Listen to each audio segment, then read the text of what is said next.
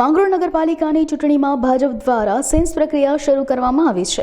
નગરપાલિકાના કુલ 9 વોર્ડમાં 45 ઉમેદવારો માટે ભાજપની સેન્સ લેવાની પ્રક્રિયા હાથ ધરવામાં આવી છે। નગરપાલિકા ચૂંટણી જાહેર થતાં ભાજપ દ્વારા ગોપાલકૃષ્ણ ગૌશાળા ખાતે ઉમેદવારી નોંધાવવા માટે ઉમેદવારો ઉમટી પડ્યા હતા અને સેન્સ લેવા માટે પ્રભારી તરીકે ચંદ્રશેખર દવે, મધુ પટેલ, હિંમત પરસાણા ઉપસ્થિત રહ્યા હતા। આ ઉપરાંત માંગરોળ નગરપાલિકા કોંગ્રેસનો ગઢ મનાય છે। હું મીના લલિત પરમાર, હું વોર્ડ નંબર 2 માં હું ત્યાંની સભ્ય છું અને આજે જે અમારા જે અહીંયા ટિકિટ ઉમેદવાર કે જે અમે ટિકિટ લેવા માટે આવ્યા છીએ એ જ્યોત્સનાબેન છગનભાઈ પરમાર।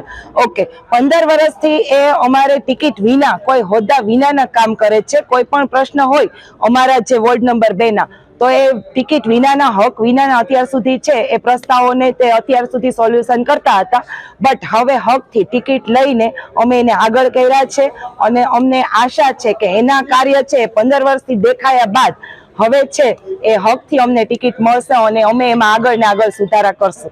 સર, કોંગ્રેસ કે ભાજપ, હું કોઈ પક્ષને પ્રાધાન્ય નથી આપતી, બટ જે કામ કરવું છે અને ટિકિટ મળ્યા પછી, ટિકિટ મળ્યા પહેલા પણ કર્યું છે અને મળ્યા પછી પણ જે કરવું છે તો એ પક્ષ છે એ આગળ રહેશે।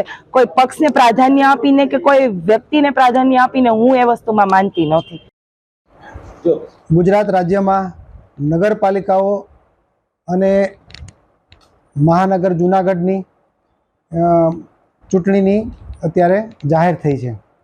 એ પૈકી આજરોજ માંગરોળ નગરપાલિકાની ચૂંટણીની સેન્સની પ્રક્રિયા માટે ગુજરાત પ્રદેશ ભાજપે, ભારતીય જનતા પાર્ટીએ આદરણીય ચંદ્રશેખર દવે સાહેબને, મારી સાથે બેન મધુબેન પટેલ છે, મધુબેન પ્રદેશ ભાજપના અધ્યક્ષ રહી ચૂક્યા છે। ચંદ્રશેખરભાઈ દવે મારી સાથે જે આવ્યા છે તેઓ ભાવનગર જિલ્લાના પ્રભારી છે અને પાર્ટીના ખૂબ સિનિયર આગેવાન છે। મારું નામ હિંમત પરસાણા છે, હું સુરેન્દ્રનગર ભારતીય જનતા પાર્ટીનો પ્રભારી છું। આજે આ સેન્સ પ્રક્રિયામાં આપણી પાસે કુલ 45 જેટલા ઉમેદવારોએ ભારતીય જનતા પાર્ટીમાં દાવો કર્યો છે। હવે પછી અમે આ દાવો જેટલા કાર્યકર્તાઓએ કર્યો છે એમાંથી સ્ક્રુટિની કરી અને એનું ચયન કરી સારામાં સારા શ્રેષ્ઠ ઉમેદવારોને પાર્ટીમાં ઉમેદવારી કરવાની તક આપીશું। પાર્ટી કાયમથી સ્વતંત્ર રીતે ચૂંટણી લડતી હોય છે।